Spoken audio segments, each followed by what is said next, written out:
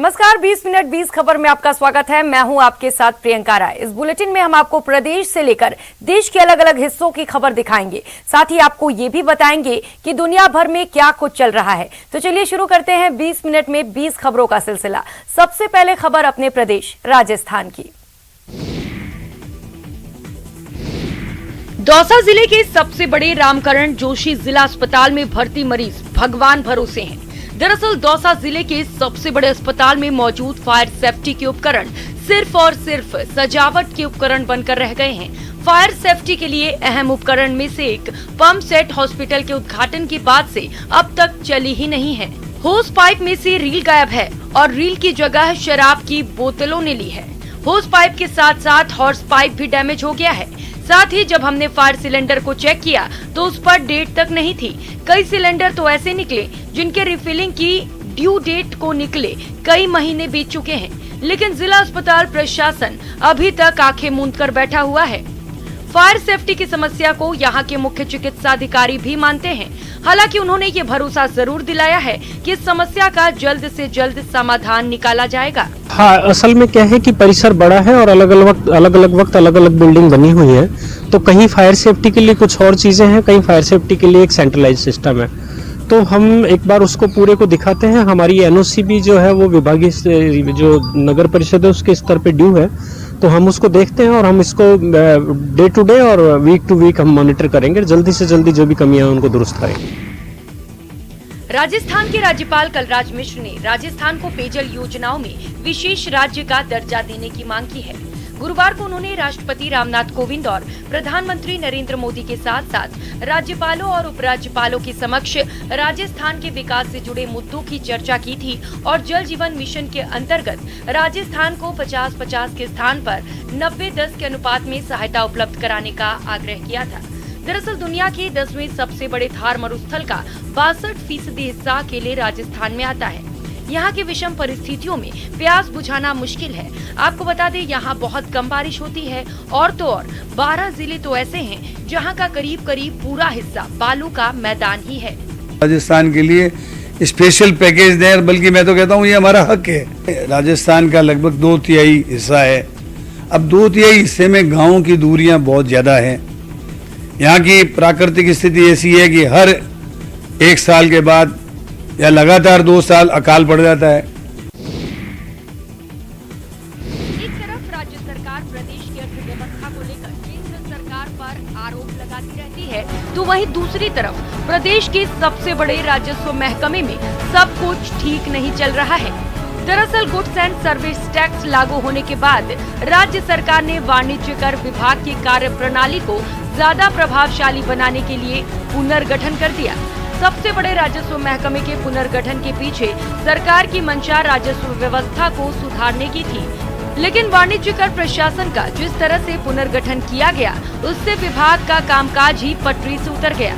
असल में पुनर्गठन की आड़ में राजस्व वसूली के अधिकारों के लिए नया पावर गेम शुरू हो गया। वाणिज्य कर प्रशासन पर पुनर्गठन के नाम पर सभी अधिकारियों के अधिकारों को समाप्त कर मुख्यालय पर केंद्रित कर दिया गया। सरकार ने जिला स्तर पर उद्योग और व्यापार के लिए नए रजिस्ट्रेशन की जो व्यवस्था की थी, वही व्यवस्था वाणिज्य कर मुख्यालय ने ऑनलाइन के नाम पर निजी कंपनियों के हाथों में दे दी। इन सब के बीच ऐसा झोल फंसा कि सब कुछ ठप होकर रह गया। सरकार तक अपना मैसेज पहुंचाना चाहते हैं कि कैसे भी करके उन्होंने हमारी पद वृद्धि करें, जिससे कि हमारा प्रमोशन एवेन्यूज बढ़े। और अभी हमारा प्रमोशन अगले 10 साल में कोई प्रमोशन नहीं है हमारे एवेन्यूज। केंद्रीय वाणिज्य और उद्योग मंत्री पीयूष गोयल ने दौसा के मेहंदीपुर बालाजी में भगवान बालाजी के दर्शन किए। बालाजी दर्शन के लिए आए केंद्रीय मंत्री पीयूष गोयल को मेहंदीपुर बालाजी मंदिर ट्रस्ट की ओर से प्रसाद भेंट किया गया। इस दौरान केंद्रीय मंत्री पीयूष गोयल ने कहा कि मेहंदीपुर बालाजी दर्शन करने का जो सौभाग्य मिला उससे उनका मन प्रसन्न हो गया है। पीयूष गोयल ने ये भी कहा कि मंदिर आकर उन्हें एक खास शक्ति की अनुभूति होती है, जिससे उन्हें अपनी जिम्मेदारियों को पूरा करने की ताकत मिलती है। केंद्रीय मंत्री ने ये भी कहा कि बालाजी महाराज का आशीर्वाद पूरे देश पर बना रहे और देश विश्व शक्ति बने। देश के 130 करोड़ लोगों का जीवन अच्छा व्यतीत हो, इसके लिए उन्होंने भगवान से प्रार्थना की है। भगवान बालाजी का आशीर्वाद देश में सभी पे बना रहे, जिससे देश एक विश्व शक्ति बने और देश का हर नागरिक 130 करोड़ लोग एक अच्छा जीवन व्यतीत कर सके। दिल्ली के मुख्यमंत्री अरविंद केजरीवाल ने सपरिवार चूरू जिले के सिद्धपीठ सलासर धाम में पूजा अर्चना की है। अरविंद केजरीवाल शुक्रवार की रात ही सलासर पहुंच गए थे और रात्रि विश्राम के बाद शनिवार की सुबह पूजा करने के लिए सलासर बालाजी के मंदिर पहुंचे थे। यहां मंदिर प्रशासन के लोगों ने उनका स्वागत किया। यहां उन्हें बालाजी महाराज की मूर्ति और शॉल भेंट किया गया। इसके बाद सीएम अरविंद केजरीवाल और उनकी पत्नी सुनीता केजरीवाल ने पूरे परिवार के साथ बालाजी की पूजा की। पूजा करने के बाद सीएम अरविंद केजरीवाल ने कहा कि बालाजी महाराज के दर्शन कर उन्होंने देश में खुशहाली और सभी लोगों के अच्छे स्वास्थ्य की कामना की है। बालाजी के दर्शन किए और उनसे आशीर्वाद लिया, सभी सुख शांति की कामना की, प्रभु से कामना की कि सभी देशवासी खुश हों, सभी लोग खुश रहें, सब स्वस्थ रहें। और अब देख लेते हैं कुछ अन्य राज्यों की खबरें। तस्वीरें धुंधली, बहुत धुंधली हैं। वो इसीलिए कि इसे देखकर आपकी रूह कांप जाएगी। कमजोर दिल वालों की इस तस्वीर को झेल पाना मुश्किल हो जाएगा। तस्वीरें साफ साफ भले आप ना देख पा रहे हो, लेकिन इन तस्वीरों की कहानी आपके लिए जानना जरूरी है। ये तस्वीरें गुजरात के पाटन से आई हैं। बताया जा रहा है कि वहाँ एक महिला को प्यार करने की भारी कीमत चुकानी पड़ी। अपने प्रेमी के साथ भागने और फिर पकड़े जाने के बाद गांव वालों ने उसे तालिबानी सजा दी है। पहले तो उस महिला का सिर मुंडवा दिया गया और फिर सिर पर जलते हुए अंगारे रख दिए गए। इस पर भी भीड़ में शामिल लोगों का दिल नहीं भरा तो महिला के चेहरे पर कालिक पोत दी गई और उसे पूरे गांव में घुमाया गया ताकि ये संदेश जाए कि यहाँ प्यार करने वालों का क्या अंजाम होता है। ये घटना 3-4 दिन पुरानी है, लेकिन अब जाकर इसका वीडियो वायरल हुआ है और उसी वीडियो पर पुलिस हरकत में आई और मामला दर्ज कर पूरे मामले की जाँच शुरू कर दी है।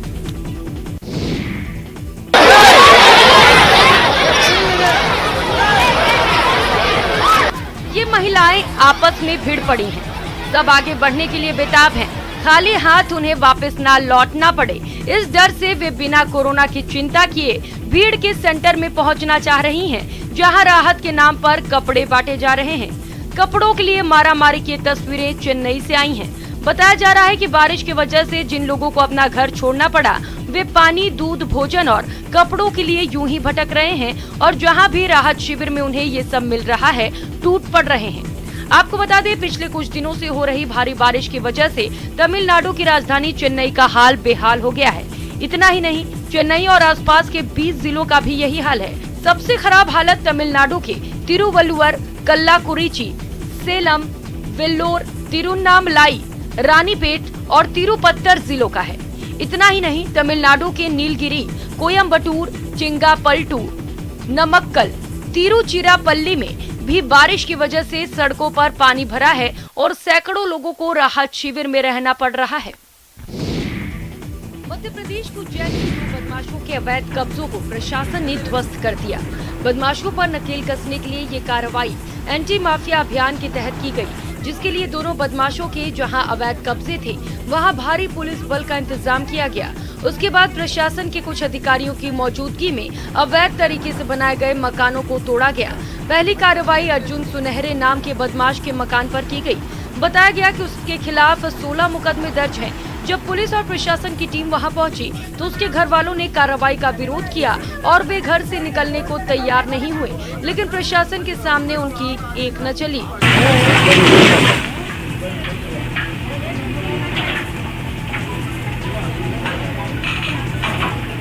आरोपी के परिवार वालों को मकान से निकालने के बाद खुदाई करने वाली एक मशीन की मदद से उसे जमीन दोज कर दिया गया। मूल तो सारे मामले चाकूबाजी, लड़ाई दंगे, रंगदारी के मामले हैं। इनके खिलाफ 3 बार जिला बदर का मामला भी पेश किया गया है। अभी ये जिला बदर ही चल रहा है। तो इन्होंने जो भी अपराध से संपत्ति कमाई है, उसके खिलाफ प्रशासन ने कदम उठाया, इनका घर तोड़ा गया। कुछ इसी तरह का एक्शन नशीले सामान की तस्करी के आरोपी हेमंत गुप्ता के खिलाफ भी लिया गया। उज्जैन नगर निगम की टीम ने वहां पहुंचने के बाद इस बदमाश के अवैध कब्जे को भी तोड़ने में देर नहीं लगाई।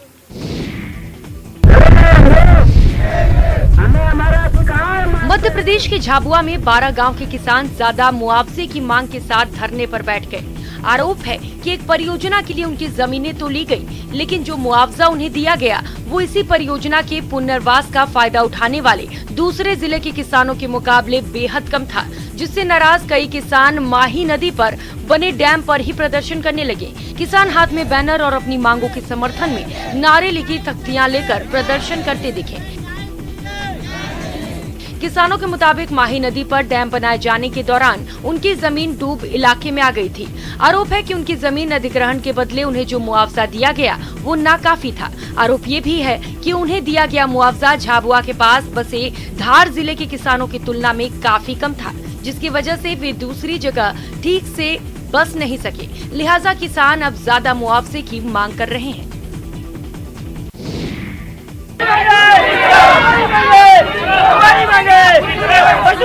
उत्तर प्रदेश के सहारनपुर से हैरान करने वाली तस्वीरें सामने आई हैं। वहां राजकीय मेडिकल कॉलेज में कॉन्ट्रैक्ट पर काम कर रहे कर्मचारियों ने कॉलेज के मेन गेट पर जमकर हंगामा किया। इस हंगामे की वजह थी उन्हें नौकरी से निकाला जाना। प्रदर्शन कर रहे 200 से ज्यादा कर्मचारियों ने आरोप लगाया कि उन्हें अचानक नौकरी से हटा दिया गया और इसी वजह से उन लोगों ने वहां नारेबाजी की।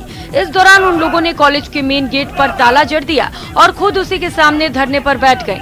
इस प्रदर्शन की वजह से मरीजों को भी काफी दिक्कतों का सामना करना पड़ा। हंगामे की वजह से वहां पुलिस बुलाने की नौबत आ गई। काफी देर तक समझाने के बाद आखिरकार उन लोगों ने एम्बुलेंस को निकालने का रास्ता दिया। दिल्ली के पास फरीदाबाद से एक चौंकाने वाला वीडियो सामने आया है। वहां 2 बदमाशों ने एक दुकान में घुसकर 80,000 रुपए लूट लिए। ये नकाबपोश बदमाश हथियार लेकर इस ऑनलाइन पैसे ट्रांसफर करने वाली शॉप में पहुंचे और अंदर घुसते ही उन्होंने वहां बैठे लोगों पर पिस्तौल तान दी। इसके बाद दूसरा बदमाश काउंटर के पीछे पहुंचा और दराज में रखी नकदी अपने बैग में भरने लगा। इन बदमाशों ने इसी तरह काफी देर तक दुकान के मालिक और उसके परिवार को बंधक बनाकर रखा। बाद में दोनों बदमाश रकम लूटकर वहां से फरार हो गए। 2 लड़के आए दुकान के अंदर और लूट करके चले गए गन पॉइंट पे। इसके बाद दुकान मालिक ने पुलिस को खबर दी, जिसके बाद मौके पर पहुंची पुलिस ने लूट वाली जगह का मुआयना किया। अभी जांच का विषय है, जल्दी इसको सॉर्ट आउट करेंगे। आरोपियों की गिरफ्तारी के लिए क्राइम ब्रांच को भी बुलाया गया और सीसीटीवी फुटेज के आधार पर उनकी तलाश की जा रही है। आंध्र प्रदेश के बड़े शहरों से एक काकीनाडा से हैरान करने वाली तस्वीरें सामने आई। वहां पुलिस और एक कॉलेज के छात्रों के बीच झड़प हो गई। बताया गया कि वो छात्र अपने कॉलेज को फिर से सरकारी मदद से चलाने वाले संस्थान घोषित किए जाने की मांग कर रहे थे, जिसके लिए कॉलेज के छात्र बड़ी संख्या में जुटकर कलेक्टर के दफ्तर पहुंच गए और उस इमारत के सामने प्रदर्शन करने लगे।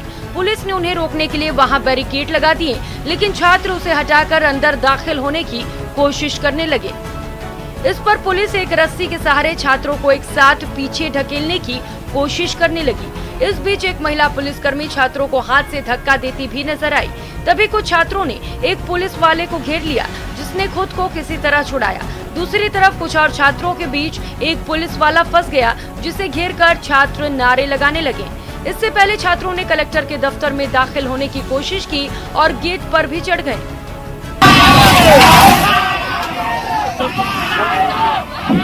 तभी अचानक गेट खुला और छात्रों की भीड़ दौड़ते हुए अंदर आने लगी।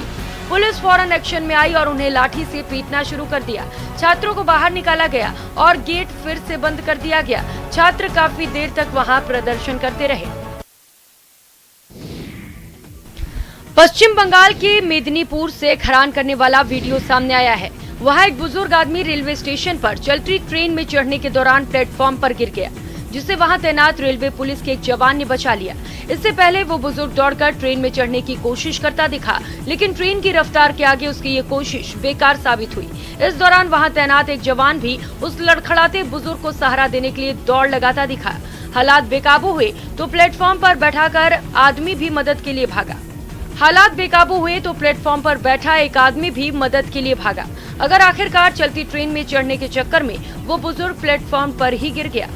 तभी रेलवे पुलिस के जवान और मदद के लिए आगे आए। उस आदमी ने फुर्ती दिखाई और बुजुर्ग को ट्रेन से दूर खींच लिया। इसके बाद ट्रेन रुकी और वो बुजुर्ग अपने सफर पर निकल गया। लंबी दूरी की ट्रेन छूटने के डर से कोई चलती ट्रेन में चढ़ने की कोशिश करे तो बात समझ में आती है, लेकिन मिदनापुर में ये बुजुर्ग जिस ट्रेन में सवार होने की कोशिश कर रहा था वो हावड़ा जाने वाली पैसेंजर यानी लोकल ट्रेन थी और मिदनापुर से हावड़ा के बीच सुबह के वक्त लगभग हर आधे घंटे पर लोकल ट्रेन चलती है, लेकिन 30 मिनट इंतजार करने के बजाय उसने अपनी जान दांव पर लगा दी, जो आरपीएफ के जवान की मुस्तैदी से बची। यूपी की योगी सरकार ने पूर्वांचल के लोगों को एक्सप्रेसवे की सौगात देने की तैयारी पूरी कर ली है। 16 नवंबर को प्रधानमंत्री नरेंद्र मोदी इसका उद्घाटन करेंगे, लेकिन उद्घाटन के दिन एक्सप्रेसवे का स्वागत किस तरह से होगा, इसकी झलकियां मिलने का सिलसिला शुरू हो गया है। आसमान से उठता लड़ाकू विमानों का शोर और एक्सप्रेसवे को चूमकर निकल जाने के इन विमानों के उतावलेपन ने 4 दिन पहले ही लोगों को अपनी ओर खींचना शुरू कर दिया। पूर्वांचल को एक्सप्रेसवे की सौगात मिलने के मौके को भारतीय वायुसेना के जाबाज फाइटर अपने सैन्य कौशल से एयर शो के जरिए यादगार बनाने की तैयारी कर रहे हैं। तस्वीरों के जरिए आपको दिखाना चाहूंगा कि देखिए डिफेंस का जो हेलीकॉप्टर है इस वक्त जो है पूर्वांचल एक्सप्रेस से ये उड़ता हुआ ऊपर की तरफ जाता हुआ। एक्सप्रेसवे के उद्घाटन के मौके पर इसकी भव्यता में कोई कोर कसर न रह जाए, इसे लेकर आखिरी वक्त तक काम होता दिखा। यही नहीं, पूरी तैयारियों पर नजर रखने के लिए यूपी सरकार के अधिकारियों का अमला सुल्तानपुर सहित 341 किलोमीटर लंबे एक्सप्रेसवे पर जगह जगह तैनात नजर आया और अब तक हुई तैयारियों की काम की समीक्षा के लिए मुख्यमंत्री योगी का काफिला भी सुल्तानपुर पहुंच गया। उत्तराखंड पुलिस में पहली बार शामिल हो गई महिला कमांडो फोर्स ने अपनी शानदार ट्रेनिंग और हुनर से सबको चौंका दिया। राज्योत्सव के मौके पर हुए एक आयोजन में मॉक ड्रिल की गई, जिसमें महिला कमांडो ने एक ऑपरेशन चलाकर आतंकी हमले को नाकाम कर दिया। इस ड्रिल के दौरान महिला कमांडो के लिए चुनौतियां कम नहीं थीं। एक मैदान में की गई इस मॉक ड्रिल में बताया गया कि एक अस्पताल पर आतंकियों ने हमला कर दिया। उन्होंने बंदूक की नोक पर कुछ लोगों को बंधक भी बना लिया। इसकी खबर मिलते ही पहले से मुस्तैद महिला कमांडो एक्शन में आ गईं और इमारत से रस्सी के सहारे ऐसी उतरी कि हर कोई हैरान रह गया। इसके बाद 2 महिला कमांडो ने उल्टा लटक कर इमारत की खिड़की पर विस्फोटक लगाया और खिड़की के रास्ते से इमारत के अंदर दाखिल हुई। इसके बाद एक एक करके महिला कमांडो रस्सी पर लटक कर दूसरी इमारत तक पहुंची। चौकन्नी निगाहों और शानदार रणनीति के सहारे महिला कमांडो दस्ता अस्पताल की तरफ बढ़ा। अस्पताल के दरवाजे को खास तरीके से विस्फोटक लगाकर उड़ा दिया गया। इसके बाद महिला कमांडो ने आतंकियों के हौसले पस्त कर दिए।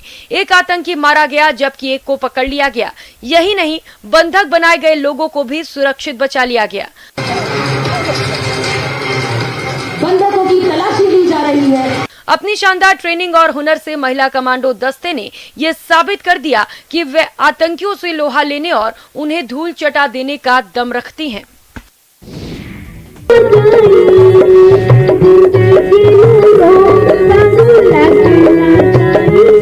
जम्मू कश्मीर के पुंछ में इस सांस्कृतिक कार्यक्रम का आयोजन लिंक अप डे के मौके पर किया गया।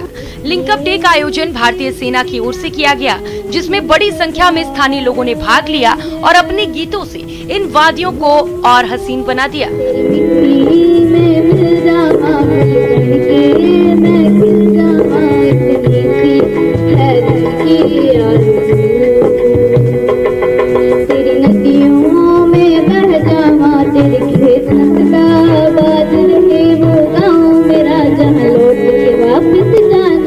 लिंक अप डे के मौके पर भारतीय सेना ने 1948 में एक संघर्ष के दौरान पुंछ की रक्षा में अपने सर्वोच्च बलिदान के लिए सैनिकों और स्थानीय नागरिकों को श्रद्धांजलि दी।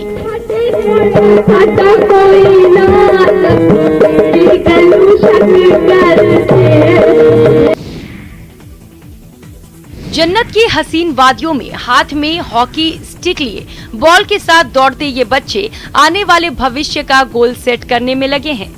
निसंकोच, निर्भीक, दौड़ते भागते और उनके हर गोल पर तालियों की ये गड़गड़ाहट ये बताने और जताने के लिए काफी है कि जन्नत के ये बच्चे जन्नत को जन्नत बनाए रखेंगे। दिल को सुकून पहुंचाने वाली ये तस्वीरें जम्मू कश्मीर के पुंछ से आई हैं, जहां इन दिनों हॉकी प्रीमियर लीग का आयोजन किया जा रहा है। भारतीय सेना की ओर से 20 नवंबर तक चलने वाले हॉकी प्रीमियर लीग में लड़कों की 6 टीमें और लड़कियों की 4 टीमें भाग ले रही हैं। पुंछ लीग कप डे का सेलिब्रेशन इस ग्राउंड में सेलिब्रेट किया जा रहा है। टोटल इसमें 6 जो हैं वो लड़कों की टीम्स पार्टिसिपेट कर रही हैं और 4 हमारे यहाँ लड़कियों की टीम पार्टिसिपेट कर रही है इस टूर्नामेंट में, इस टाइटल ट्रॉफी के लिए। आर्मी के नौजवान थे जिन्होंने हमारे यहाँ पे बलिदान दिया, उनको याद रखें ताकि हम, और ये आर्मी की तरफ से हर साल यहाँ पे ये प्रोग्राम करवाए जाते हैं। ये बहुत अच्छा एक इनिशिएटिव है। इससे जो है आने वाली जो जनरेशन है या ये जो यूथ है यहाँ के, ये जो बच्चे हैं, इनको एक एनर्जी मिलती है। आपको बता दें 22 नवंबर तक भारतीय सेना की ओर से पुंछ में कई कार्यक्रमों का आयोजन किया जा रहा है, जिसमें हॉकी प्रीमियर लीग के साथ साथ फोटोग्राफी डे का भी आयोजन शामिल है। हाथी का ये बच्चा अब पुनीत राजकुमार के नाम से जाना जाएगा। कल तक लोग इसे अभिमन्यु कहकर पुकारते थे, लेकिन दिवंगत अभिनेता पुनीत राजकुमार के नाम पर इस हाथी के बच्चे का नाम अब पुनीत राजकुमार रख दिया गया है। दरअसल अभिनेता राजकुमार कुछ महीने पहले एक विज्ञापन की शूटिंग के लिए शिवमोगा के सक्रे बेलू आए थे। यहाँ रहने के दौरान पुनीत राजकुमार का इस हाथी के बच्चे अभिमन्यु के साथ गहरी मित्रता हो गई थी। अभिमन्यु भी दिन भर पुनीत राजकुमार के साथ घुल मिल गया था और वो दिन भर उन्हीं के साथ रहता था। यहाँ के लोगों का कहना है कि पुनीत राजकुमार और अभिमन्यु की दोस्ती की चर्चा उस समय भी खूब होती थी। अब जबकि एक्टर पुनीत राजकुमार इस दुनिया में नहीं रहे, तो सक्रे बेलू के लोगों और वन विभाग के अधिकारियों ने दोनों की दोस्ती को यादगार बनाए रखने के लिए अभिमन्यु का नाम पुनीत राजकुमार रखने का फैसला कर लिया। अभिमन्यु के नए नामकरण के मौके पर वन विभाग के अधिकारियों ने दिवंगत अभिनेता पुनीत राजकुमार को श्रद्धांजलि भी दी। 20 मिनट 20 खबर में अब बात कर लेते हैं इंटरनेशनल खबरों की। अफ्रीकी देश ट्यूनीशिया से बवाल की हैरान कर देने वाली तस्वीरें सामने आई हैं। वहां एक लैंडफिल यानी जहां कूड़े को डंप किया जाता है, वहां मचे कोहराम के बीच एक आदमी की मौत हो गई और उसके बाद वहां जबरदस्त प्रदर्शन शुरू हो गया। ट्यूनीसिया के अकारब शहर के लोग सालों से लैंडफिल को हटाने की मांग कर रहे थे, जिसकी वजह से सितंबर में उसे बंद कर दिया गया, लेकिन उसके लिए कोई नई जगह नहीं दी गई। इससे वहां जगह जगह कचरे का इतना ढेर जमा हो गया कि आखिरकार 4 दिन पहले लैंडफिल दोबारा खोल दिया गया। इसके बाद ऐसा बवाल मचा कि एक प्रदर्शनकारी की जान ही चली गई। इसके बाद तो फिर मामला पुलिस के हाथ से निकलता दिखने लगा। प्रदर्शनकारियों की भीड़ एक हाईवे को जाम करने पहुंची तो ट्यूनीशिया की सुरक्षा बल के जवानों की पूरी फौज हाईवे पर उतर गई। जवानों ने लोगों को खदेड़ने के लिए दनादन आंसू गैस के गोले दागे तो प्रदर्शनकारी जान बचाने के लिए भाग खड़े हुए, लेकिन वे फिर लौट पड़े और इस बार उन्होंने पुलिस पर ही पत्थर बरसा दिए। असल में जिस प्रदर्शनकारी की मौत ने इस विरोध की आग में घी डालने का काम किया, बताया गया कि उसकी जान आंसू गैस का गोला लगने से हो गई थी। पोलैंड और बेलारूस के बॉर्डर पर शरणार्थियों के चल रहे बवाल के बीच रूस की वायुसेना ने लगातार दूसरे दिन बेलारूस की हवाई पेट्रोलिंग की। रूस ने परमाणु बम दागने वाले अपने 2 विमान बेलारूस की उस लड़ाके के ऊपर उड़ाए जो बेलारूस पोलैंड की सीमा से महज 60 किलोमीटर की दूर है। माना जा रहा है कि अपने तेवर दिखाकर रूस अपने पुराने साथी बेलारूस के समर्थन में खुलकर उतर आया है और यूरोपियन यूनियन को सीधी चेतावनी दी कि वे बेलारूस को अकेला न समझे। वहां से जो तस्वीरें सामने आई उनमें परमाणु बम बरसाने वाला रूस का Tu-160 विमान बेलारूस के लिए उड़ान भरता नजर आया। जैसे ही हवाई जहाज बेलारूस के आसमान में पहुंचा, उसे अपने दोस्त के लड़ाकू विमान का साथ मिला और फिर रूस और बेलारूस दोनों के विमान एक साथ हजारों फीट की ऊंचाई से बेलारूस की पहरेदारी करते दिखे। 2 दिन पहले भी रूस ने बेलारूस की हवाई सीमा में अपने विमान उड़ाकर गश्त लगाई थी। असल में बेलारूस में पोलैंड से लगने वाले बॉर्डर पर हजारों शरणार्थी बीते 5 दिनों से डेरा जमाए बैठे हैं ताकि वे पोलैंड में घुसकर वहां से होते हुए यूरोप के दूसरे देशों में जा सके। लेकिन लोगों को रोकने के लिए पोलैंड के हजारों सैनिक भी सीमा पर जमे हैं।